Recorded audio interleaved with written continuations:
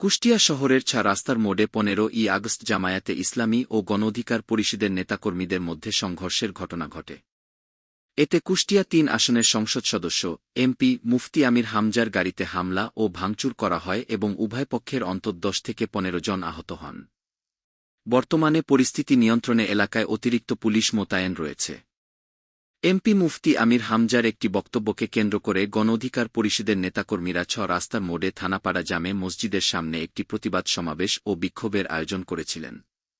সন্ধ্যা আনুমানিক ৬টার দিকে ওই এলাকা দিয়ে পুলিশ পাহারায় এমপি মুফতি আমির হামজার গাড়ি বহর যাওয়ার সময় গণ অধিকার পরিষদের নেতাকর্মীরা স্লোগান দিতে শুরু করেন। এতে জামায়াত ও এমপির সমর্থকরা পাল্টা স্লোগান দিলে পরিস্থিতি উত্তপ্ত হয়ে ওঠে। এক পর্যায়ে উভয় পক্ষ সংঘর্ষে লিপ্ত হয় এবং ইটপাটকেল নিক্ষেপ শুরু করে। এ সময় এমপির গাড়ি লক্ষ্য করে ইট ও লাঠিসোঁটা দিয়ে হামলা চালানো হয়, যার ফলে গাড়ির কাচ ভেঙে যায়। হামলার মুখে জামায়াত কর্মীরা এমপিকে গাড়ি থেকে নামিয়ে নিরাপদ স্থানে নিয়ে যান। ঘটনার কিছুক্ষণ পর এমপির সমর্থক ও জামায়াত কর্মীরা লাঠিসোঁটা নিয়ে ৬ রাস্তার মোড় এলাকায় অবস্থিত গণ অধিকার পরিষদের জেলা কার্যালয় এবং সাধারণ সম্পাদক আব্দুল খালেকের ব্যক্তিগত কার্যালয়ে পাল্টা হামলা ও ভাঙচুর চালায়। সংঘর্ষে উভয় পক্ষের অন্তত ১০ থেকে ১৫ জন নেতাকর্মী আহত হয়েছেন। গাড়ির কাচ ভাঙার সময় মাথায় বা কপালে ইটের আঘাত লেগে এমপি আমির হামজা নিজেও সামান্য আহত হন। চিকিৎসার জন্য তাকে কুষ্টিয়া জেনারেল হাসপাতালে নেওয়া হয়।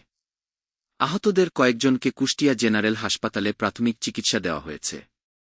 পরিস্থিতি নিয়ন্ত্রণে আনতে ঘটনাস্থলে পুলিশ ও র্যাব দ্রুত অভিযান চালায়। বর্তমানে আইনশৃঙ্খলা পরিস্থিতি স্বাভাবিক রাখতে ৬ রাস্তার মোড় এবং এমপির বাসভবনসহ আশেপাশের এলাকায় অতিরিক্ত পুলিশ মোতায়েন করা রয়েছে।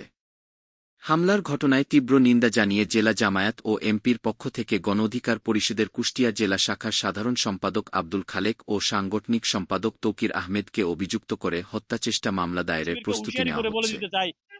গণ অধিকার পরিষদের পক্ষ থেকে দাবি করা হয় যে তাদের শান্তিপূর্ণ কর্মসূচিতে এমপির সমর্থকরা উস্কানিমূলক আচরণ ও হামলা চালায়। অন্যদিকে এমপির সমর্থক ও জামায়াত নেতাদের দাবি, গণ অধিকার পরিষদের নেতাকর্মীরাই প্রথম অতর্কিত হামলা চালিয়ে গাড়ি ভাঙচুর করে। পূর্বের রাজনীতিতে ফিরে যান, এই গুপ্ত সুপ্ত জামাত এই বাংলাদেশে ঠাঁই হবে না।